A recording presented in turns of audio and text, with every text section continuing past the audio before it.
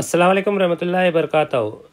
अज़ीज़ तलबा तालिबात, हमने lecture number 11 में बेसिक मैथमेटिक्स की सीरीज़ के लेक्चर नंबर 11 में फ़ीसदी के बारे में पढ़ चुके हैं।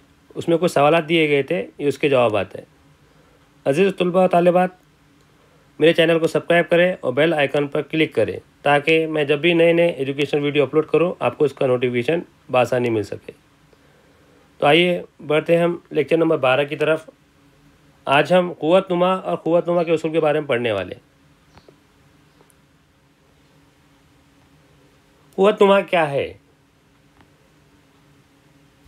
अदद 3 को कितनी मरतबा ज़रब की सूरत में लिखा गया है? मुशाहिदा करने पर आप बता सकते हैं कि अदद 3 को 4 मरतबा ज़रब की सूरत में लिखा गया है। इस तरतीब को मुख्तसरन किस तरह लिख सकते हैं? इस तरतीब को मुख्तसरन इस तरह लिख सकते हैं। इसे किस तरह पढ़ा जाता है? 3 की क़ुव्वत 4, जहाँ पर 3 असास है और 4 क़ुव्वत है।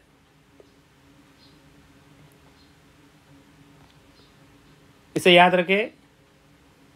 7 की क़ुव्वत 1 या 7 की पहली क़ुव्वत मसावी किसके रहेंगी? वही अदद के रहेगी। उसी तरीके से 10 की क़ुव्वत 1 या 10 की पहली क़ुव्वत मसावी है, वही अदद आएगा। क्या आएगा? 10। किसी भी अदद की पहली क़ुव्वत यानी वही अदद होता है।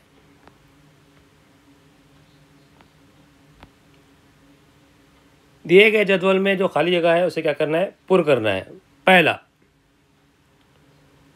7 की क़ुव्वत 3 या 7 का मुकब, जिसमें असास 7 है, क़ुव्वत 3 है और 7 की क़ुव्वत 3 है या 7 का मुकब है, तो 7 को कितने बार लिखा जा रहा है?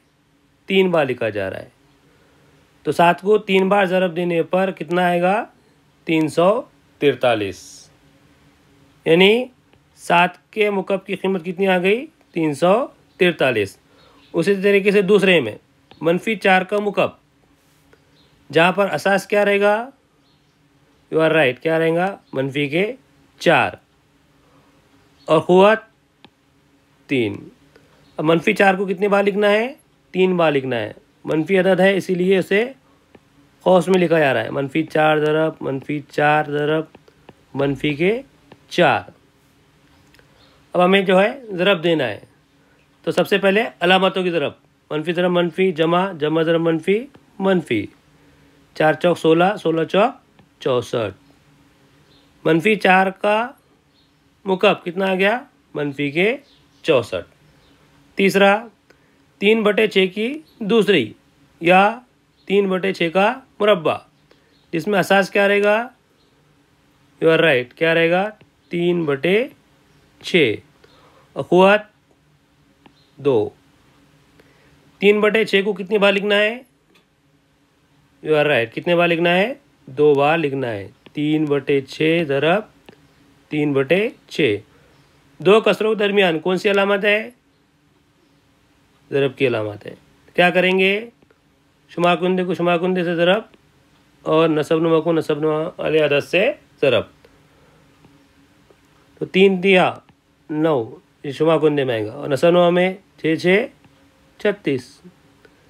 3/6 का मुरब्बा की कीमत कितनी आ गई? 9/36। उसके बाद चौथा, 5/8 की क़ुव्वत 3 या 5/8 का मुकब, जहाँ पर 5/8 क्या है? असास है और क़ुव्वत क्या है? 3 है। उसी तरीके से 5/8 को कितने बार लिखना है? यू आर राइट, 3 बार लिखना है। 5/8 ज़रब 5/8 ज़रब 5/8। तीनों कसरों के दरमियान ज़रब की अलामत है। तो क्या करेंगे? शुमाकुंदे में जितने आदाद है उनको क्या करेंगे? ज़रब देंगे, और नसबनुमा में जो आदाद है उनको क्या करेंगे? ज़रब देंगे। तो शुमाकुंदे में जो आदाद है उनको ज़रब देने पर क्या हासिल होगा? 5 पंजे 25, 25 पंजे 125। 8 अटे 64, 64 अटे 512, यानी 5/8 का मुकाब की कीमत कितनी आ गई? 125/512। मैं उम्मीद करता हूँ कि दिए गए क़ुव्वत नुमा वाले जो आदाद है उसमें असास, क़ुव्वत, उसकी ज़रीबी हालत और उसे की कीमत किस तरह निकालते हैं आप समझ गए होंगे।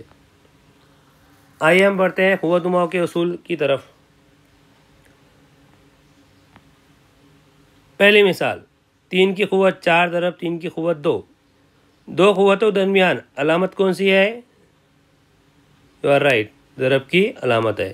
तो जब भी दो क़ुव्वतों के दरमियान अगर ज़रब की अलामत आती है तो क्या करते हैं? जब भी दो क़ुव्वतों के दरमियान ज़रब की अलामत आती है, क़ुव्वतें क्या करते हैं? जमा करते हैं। तो ये क़ुव्वत नुमा के एक उसूल का एक ज़ाब्ता है, उसे याद रखें। ए की क़ुव्वत m ज़रब ए की क़ुव्वत n मसावी है ए की क़ुव्वत m जमा n, जिसमें a नातिक़ अदद है और m और n क्या है? सही आदाद है। तो जब भी दो क़ुव्वतों के दरमियान अगर ज़रब की अलामत होती है तो क्या करते हैं? क़ुव्वतों क्या करते हैं? जमा करते हैं। तो 3 की क़ुव्वत 4 ज़रब 3 की क़ुव्वत 2, दोनों क़ुव्वतों के दरमियान ज़रब की अलामत है, तो क्या करना है? हमें क़ुव्वतों की जमा करना है। तो मसावी 3 की क़ुव्वत 4 जमा 2, तो हासिल इसकी कीमत क्या आएगी? 4 में 2 मिलाने पर कितना हासिल होगा? 6, यानी जवाब कितना आ गया? 3 की क़ुव्वत 6। 3 की क़ुव्वत 4 ज़रब 3 की क़ुव्वत 2 मसावी जवाब कितना आ गया? 3 की क़ुव्वत 6। ये क़ुव्वत नुमा उसूल का पहला ज़ाब्ता हो गया। अब दूसरी मिसाल लेते हैं। 3 की क़ुव्वत 5 तक़सीम 3 की क़ुव्वत 2। दो क़ुव्वतों के दरमियान कौन सी अलामत है? यू आर राइट, तक़सीम की अलामत है। तो जब भी दो क़ुव्वतों के दरमियान अगर तक़सीम की अलामत है तो क्या करते हैं? यू आर राइट, क़ुव्वतों की तफ़रीक़ करते हैं। तो इसके लिए क़ुव्वत नुमाई उसूल का एक ज़ाब्ता दिया हुआ है। ए की क़ुव्वत m तक़सीम ए की क़ुव्वत n मसावी है ए की क़ुव्वत m मनफी n, जिसमें a नातिक़ अदद है और m और n क्या है? सही आदाद है। जैसा भी आपको बताएं, दो क़ुव्वतों के दरमियान जब भी तक़सीम की अलामत है, क़ुव्वतें क्या करते हैं? तफ़रीक़ करते हैं। असास एक जैसे की वैसी लिखे और 5 में से 2 निकालने पर क्या हासिल होगा? 3, यानी 3 की क़ुव्वत 5 तक़सीम 3 की क़ुव्वत 2 का जवाब कितना आ गया? 3 की क़ुव्वत 3। ये दूसरे क़ुव्वत नुमा उसूल का ज़ाब्ता याद रखें। उसके बाद नेक्स्ट,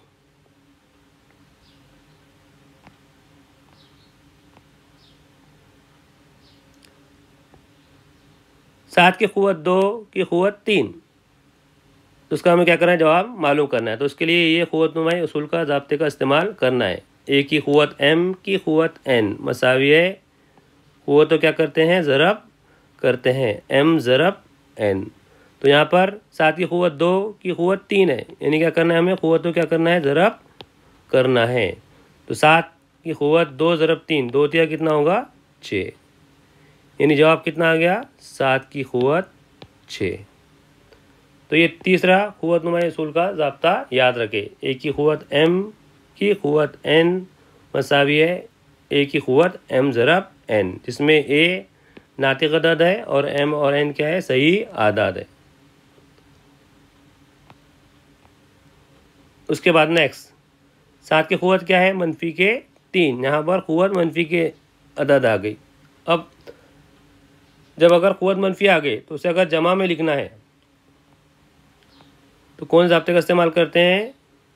ए की क़ुव्वत मनफी के m मसावी है 1/a की क़ुव्वत जमा के m।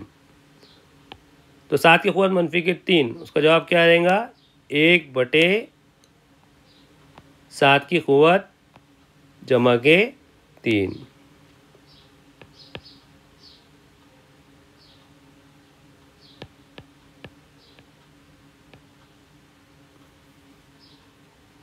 तो ये ज़ाब्ता आप याद रखें। ए की क़ुव्वत मनफी के m मसावी है 1/a की क़ुव्वत जमा के m। 8 की क़ुव्वत 0, यहाँ पर असास के ऊपर क्या है, क़ुव्वत सिफर है। जब भी क़ुव्वतनुमा ऐसा क़ुव्वतनुमा आ रहा है जिसके में जो है असास के ऊपर अगर क़ुव्वत सिफर आ रही है, असास में कोई भी अदद रहने दो, लेकिन अगर क़ुव्वत अगर सिफर आ रही है तो उसका जवाब क्या होगा, यू आर राइट, क्या होगा जवाब उसका 1 होगा। उसके लिए कौन से क़ुव्वतनुमा के उसूल का ज़ाब्ते का इस्तेमाल करना है, ए की क़ुव्वत सिफर मसावी है 1।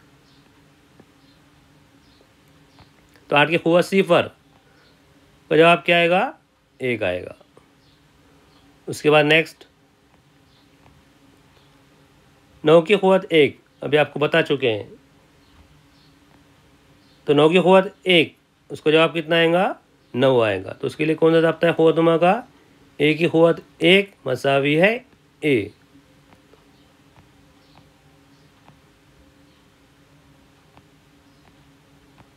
उसके बाद नेक्स्ट 3 ज़रब 5 की क़ुव्वत 2। जैसा कि आपने देखा कि यहाँ पर जो है असास कैसे है, अलग अलग है, लेकिन क़ुव्वत 1 है।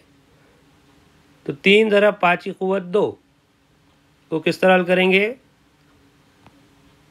क़ुव्वतनुमा का एक उसूल का ज़ाब्ता है, उसे याद रखें, ए ज़रब बी की क़ुव्वत एम। अगर असास अलग अलग है लेकिन क़ुव्वत 1 है तो मसावी क्या रहेगा, वो ए की क़ुव्वत एम ज़रब बी की क़ुव्वत एम। तो यहाँ पर 3 ज़रब 5 की क़ुव्वत 2 है, तो उसे किस तरह लिखेंगे, 3 की क़ुव्वत 2 ज़रब 5 की क़ुव्वत 2।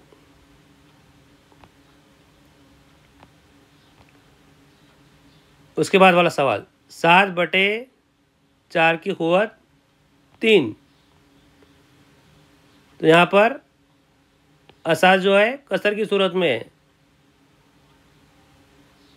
और क़ुव्वत के यहाँ पर 3 है, तो उसका जवाब क्या होगा, इस क़ुव्वतनुमा उसूल का ज़ाब्ते का इस्तेमाल करना है। ए बटे बी की क़ुव्वत एम मसावी है ए की क़ुव्वत एम बटे बी की क़ुव्वत एम। तो ये 7/4 की क़ुव्वत 3 है, तो जवाब क्या होगा, यू आर राइट, 7 की क़ुव्वत 3 तक़सीम 4 की क़ुव्वत 3।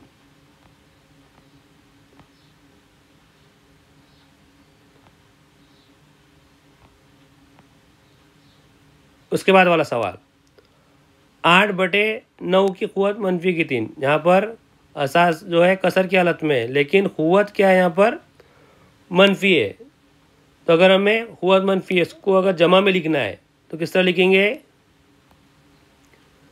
एक क़ुव्वतनुमा उसूल का ज़ाब्ता याद रखें, ए बटे बी की क़ुव्वत मनफी के एम। अगर असास जो है अगर कसर की हालत में है और क़ुव्वत मनफी का अदद है तो उसे किस तरह लिखते हैं, मसावी ए बटे बी क्या हो जाएगा, बी बटे ए हो जाएगा, और मनफी का एम क्या हो जाएगा, जमा का एम। तो यहाँ पर आपको क्या लेना है, इसका अमरे माकूस लेना है। तो ये मनफी एम जो क़ुव्वत है वो क्या हो जाएंगी, जमा हो जाएंगी। तो ये 8/9 की क़ुव्वत मनफी के 3 है, तो उसका जवाब क्या रहेगा, ये 8/9 उसका क्या होगा, यू आर राइट, अमले माकूस हो जाएगा। तो क्या होगा, 9/8 की क़ुव्वत जमा के 3। तो इस क़ुव्वतनुमा उसूल के ज़ाब्ते को याद रखें, ए बटे बी की क़ुव्वत मनफी के एम मसावी है बी बटे ए की क़ुव्वत जमा के एम।